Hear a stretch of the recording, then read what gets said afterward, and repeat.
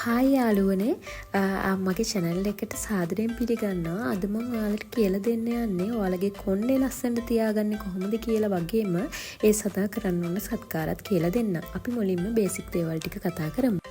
හරි. ගොඩක් අය හිතන්නේ මොන වර්ගයේ පනාවක් පාවිච්චි කරත් වෙනසක් වෙන්නේ නැහැ කියලා.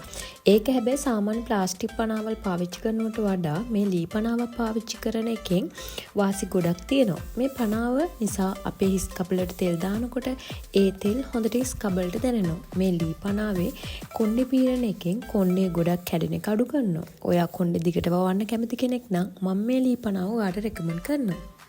රයිස් වෝටර් අපේ කොණ්ඩේ පෝෂණය කරනවා වගේම මේක අපිට ස්වභාවික කන්ඩිෂන් එකක් විදියටත් යූස් කරන්න පුළුවන්. රයිස් වෝටර් ඔලුවට ගෑවට පස්සේ ඔලුව හොඳින් මසාජ් කර ඊට පස්සේ විනාඩි 20කින් විතර මේක සෝදලා දාන්න පුළුවන්.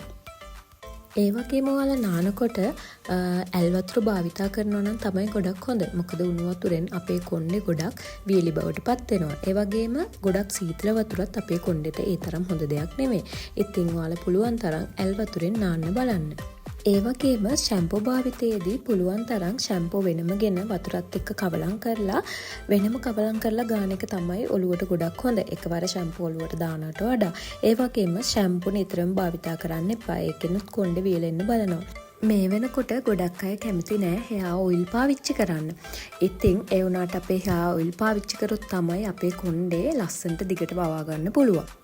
ඉතින් රෝස්මෙරි ඔයිල් එකෙන් ඔයාලගේ කොණ්ඩේ දික් වෙනවා වගේම කැඩුණු පැලුණු ඉරිතැලුණු කෙස් තියෙන අයටත් මේ ඔයිල් එක ගොඩක් හොඳයි. ඒ වගේම තමයි එඬරු තෙලුත් ඔයාලට භාවිතා කරන්න පුළුවන්. හැබැයි එඬරු තෙල් එකවර ඔලුවට නොදා පොල් තෙල් සමග මිශ්‍ර කර ගන්න. එතකොට ඔයාගේ කොණ්ඩේ ගොඩක් දික් කරගන්න වගේම ඝන කරගන්නත් පුළුවන්.